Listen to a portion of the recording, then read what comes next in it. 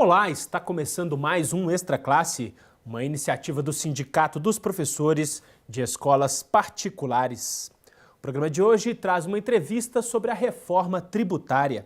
Propostas para tornar mais justo o sistema tributário no país circulam no Congresso há anos, mas até hoje não se tornaram uma prioridade para os parlamentares. Se aprovadas, as mudanças poderiam destinar mais recursos para as áreas sociais, como reivindicaram as recentes manifestações populares, além de aliviar o peso da carga de impostos, taxas e contribuições para a grande maioria da população brasileira. E quem está aqui conosco para falar sobre este assunto é Fabrício Augusto de Oliveira, economista e professor da Fundação João Pinheiro. Olá, professor Fabrício, é um prazer recebê-lo aqui em nosso programa. Prazer é todo meu. Professor, conta pra gente, por que o país precisa de uma reforma tributária? Qual a importância dela para o país? Bem, eu acho que aí há várias questões que devem ser consideradas. A primeira é de que a reforma tributária é muito importante para destravar os caminhos do crescimento sustentado. O segundo ponto relevante numa reforma tributária é que é necessário também o governo promover uma melhor redistribuição da cobrança de impostos entre os membros da sociedade, já que o sistema tributário é altamente prejudicial do ponto de vista da justiça fiscal. O terceiro ponto também que eu destacaria é que é necessário também fazer uma revisão do modelo federativo, porque hoje governos estaduais e governos municipais são altamente dependentes do governo federal para a implementação de políticas públicas. E isso limita muito o atendimento das demandas da população por serviços públicos. Ainda agregaria um quarto ponto, que é a grande complexidade do sistema tributário, que é dificilmente não é inteligível para a maioria dos agentes econômicos, sobre quanto irão de pagar de impostos, sobre qual será o seu esforço tributário para atender às necessidades do governo, já que as regras mudam continuamente. Sim. Não é? Então, acho que a reforma tributária ela é essencial para enfrentar esses vários desafios. Agora, professor, por que tanto se diz que o Brasil tem um sistema tributário injusto? Na prática, como essa injustiça se processa? Eu acho que o sistema tributário brasileiro ele deve ser considerado um dos mais injustos do mundo. Quando nós consideramos o sistema tributário injusto, é que ele lança o maior ônus da tributação exatamente sobre as classes menos favorecidas, não é a população de menor renda. Então, só para exemplificar, no caso do Brasil, onde nós temos uma estrutura tributária que é grande o peso dos impostos indiretos, são impostos considerados teoricamente regressivos, não é? Ou incivilizados, até poderíamos chamar assim. Não é? A carga tributária incidente sobre a população que ganha até 2 salários mínimos, segundo as últimas pesquisas que foram realizadas, não é? Absorve 48%, 49% de toda a sua renda.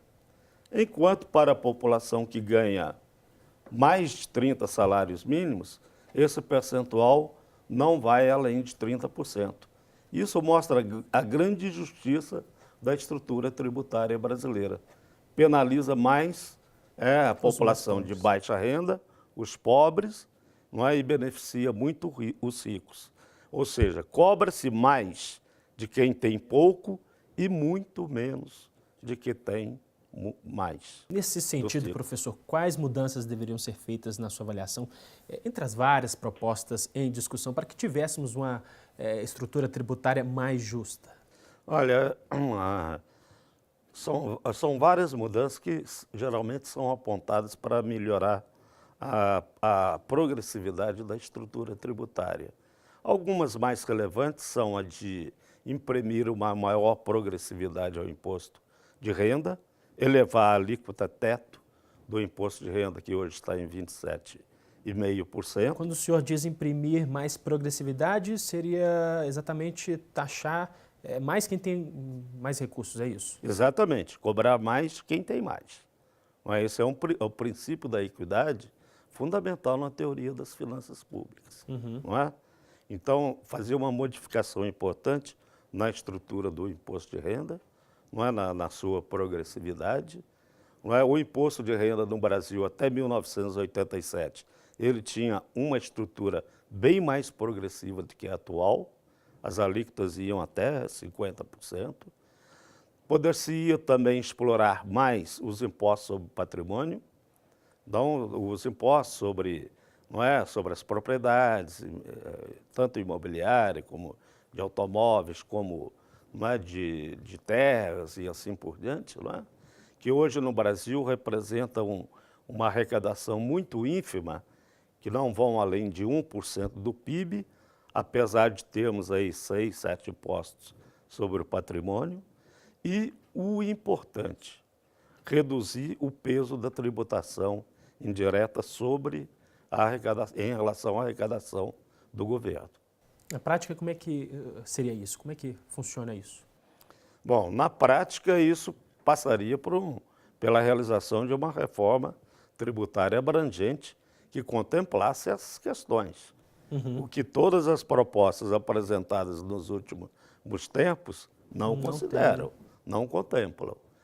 Então, nós temos tido aí um fatiamento das várias propostas de reforma, mas sempre a questão da justiça fiscal, ela permanece de fora dessas propostas. Outra proposta discutida, apresentada por alguns economistas e pesquisadores, diz também respeito a tributar remessas de lucros de empresas estrangeiras ou taxar mais o sistema financeiro.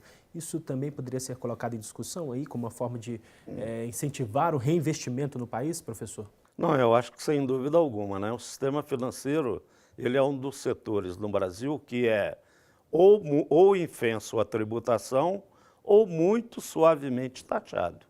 Não é? Aplicações financeiras de uma maneira geral, bancos, ganhos em bolsas de valores e de mercadorias, não é? De uma maneira geral, as aplicações financeiras, elas são muito subtaxadas.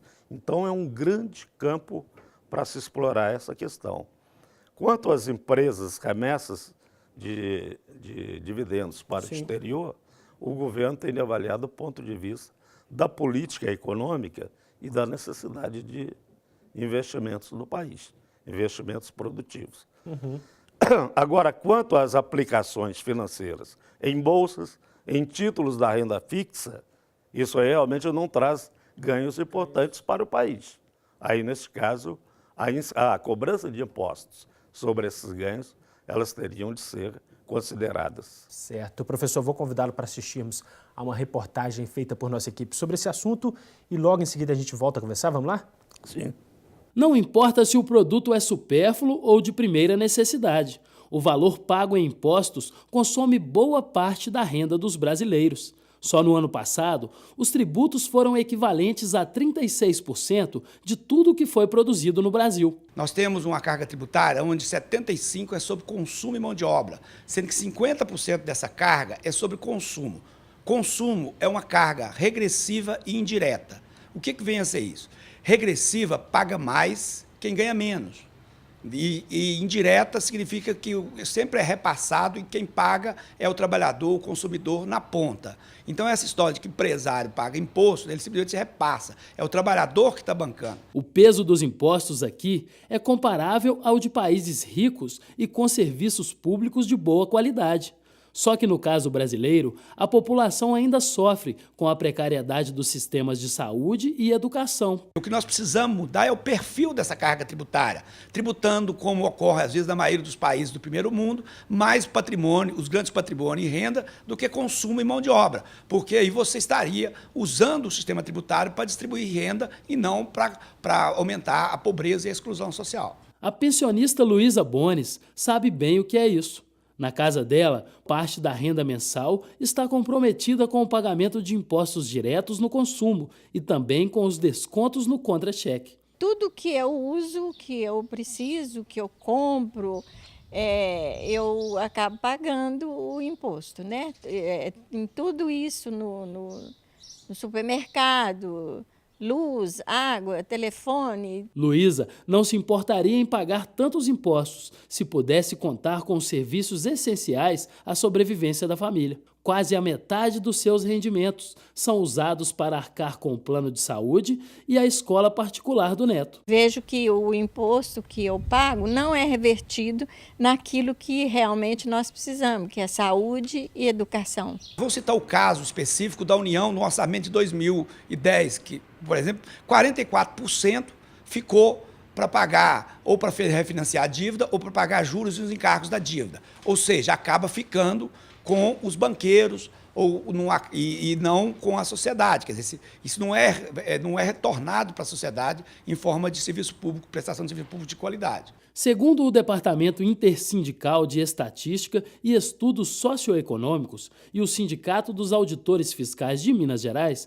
é possível ter um sistema tributário mais justo. Recentemente, as duas instituições lançaram uma cartilha com o objetivo de esclarecer à sociedade sobre a cobrança dos impostos no país. A população, no geral, que paga impostos via produtos, ou seja, via o consumo, ela não tem clareza. Muitas vezes chega-se ao ponto de achar, eu não pago imposto. Quando, na verdade, paga-se muito imposto. Então, a primeira questão que foi pensada é dar transparência a essa tributação. Num segundo momento, essa cartilha partiu para a discussão não só da informação do consumidor, mas também algumas ideias apresentadas nessa cartilha tratavam da questão de melhorar a forma de tributar. A cartilha traz algumas propostas de alterações na legislação tributária. Entre elas, a tributação de bens supérfluos e de luxo, cobrança de imposto de propriedade de veículo automotor, o IPVA, de aeronaves e embarcações, criação do imposto sobre grandes fortunas. O material também sugere o aperfeiçoamento do sistema de tributação, como a correção da tabela do imposto de renda e aumento dos impostos sobre propriedade da terra. A campanha do Imposto Mais Justo do Sindifisco de Minas Gerais defende de forma clara que os ricos devem pagar mais impostos do que os pobres. Você pega, por exemplo, o caso da energia elétrica, onde você pega 4 tributos sobre consumo, e isso dá quase 70% do valor da tarifa. Luciana mora nesta casa modesta. Tem uma geladeira, um chuveiro, um aparelho de TV, 4 lâmpadas e gasta em média 150 kWh por mês. Quantas pessoas moram na sua casa e quais os eletrodomésticos você tem? 2 crianças, um adulto. Televisão, geladeira e tanquinho. Famílias como a da Luciana não deveriam pagar o ICMS. A isenção em Minas é dada para quem consome até 90 kWh. Mas é praticamente impossível que uma família tenha um consumo tão baixo. É simples. Quem ganha mais, paga mais. Quem ganha menos, paga menos.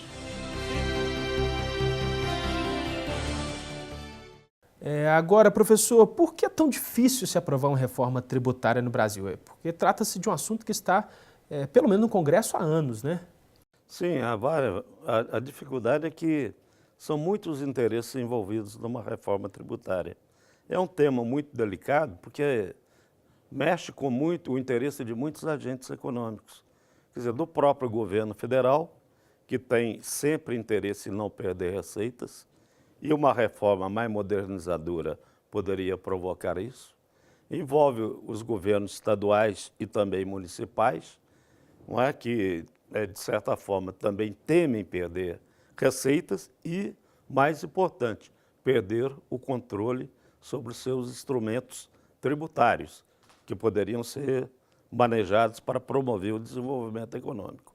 Envolve os empresários, em virtude dos impactos que a tributação provoca sobre a produção, sobre o custo do Brasil e assim por diante. E envolve os contribuintes, que na verdade são os que têm menos poder de se defender das investidas tributárias do governo. Então é uma reforma extremamente delicada. Conciliar esses interesses. Conciliar esses vários interesses. Às vezes interessa para o governo federal, mas prejudica os governos estaduais. Não é? Como também prejudica a produção nacional e prejudica os contribuintes. Então, é extremamente complicado conciliar esses vários interesses. Por isso que ela termina tendo a maior dificuldade para avançar. Agora, o governo federal chegou a apresentar uma proposta de reforma tributária, né? Mas ela me parece que não leva em consideração alguns desses pontos que nós conversamos aqui. Não, né? a proposta do governo federal que hoje está em discussão no Congresso é uma reforma que não chega a ser uma reforma. Eu acho que é um pequeno remendo da estrutura tributária. Em primeiro lugar, porque está focada na reforma do ICMS. E em segundo, porque é um aspecto do ICMS, não enfrenta todos os problemas deste imposto. Então, dentro de uma estrutura complexa, não é, a discussão no Congresso está sendo feita sobre um aspecto do ICMS, que diz respeito à unificação das alíquotas interestaduais. Certo. Agora, professor, dessas medidas que o senhor elencou, quais seriam as mais urgentes na sua avaliação, que trariam mais impactos diretos para a população, mais benefícios diretos para a população? Olha, eu acho que dessas medidas, eu acho que uma revisão do imposto de renda seria fundamental, principalmente para a classe média. Atenuar a tributação sobre a classe média, que hoje compõe corresponde a uma massa importante da população, não é? Uma parcela importante da população. A revisão também dos impostos sobre o patrimônio e a atenuação da tributação indireta. Certo. Agora, professor, como a sociedade pode participar, já que o senhor está falando aí da população? Algum fórum específico, alguma maneira dela tomar mais conhecimento sobre esse assunto, poder opinar? Existe alguma coisa nesse sentido, um site, por exemplo, enfim? Bem, a dificuldade da população participar desse tema é que ele é muito técnico, né? Sim. Então, e a população não dispõe de muitas informações sobre isso. Eu acho que há algumas iniciativas importantes que foram tomadas ultimamente, criação do impostômetro, a transparência sobre os impostos que estão sendo pagos nos preços dos produtos. Uhum. E a população, nesse sentido, ela tem de buscar mais informações para se ter uma consciência tributária, não é, do papel que o Estado desempenha nesse processo. E para poder se cobrar mais do Estado melhores serviços. Porque me parece que, embora essa reforma não tenha aparecido, por exemplo, nas recentes manifestações populares, pelo que o senhor aponta aí, ela é uma reforma estrutural para destravar o crescimento do Brasil, né? Eu acho que não é a única, mas é uma das mais importantes. Então deveríamos ter essa bandeira também nas manifestações populares. Certo, professor Fabrício Augusto de Oliveira, agradeço a participação e a gentileza dos esclarecimentos aqui para esta classe. Eu agradeço imensamente participar desse programa. Confira agora a agenda da semana. Neste domingo, das 10 às 20 horas, acontece na rua Ituiutaba, no bairro Prado, em Belo Horizonte, o festejo do tambor mineiro, um encontro entre guardas de congado e grupos de percussão. Ao todo, 9 guardas e 9 grupos participarão da festa que promove a cultura afro-mineira. A entrada é 1 quilo de alimento não perecível. A gente fica por aqui, mas para saber mais sobre o Sindicato dos Professores, é só visitar nosso site. Sua participação é muito importante. Envie sugestões e críticas para o endereço extraclasse@simprominas.org.br. Um grande abraço e até a próxima semana.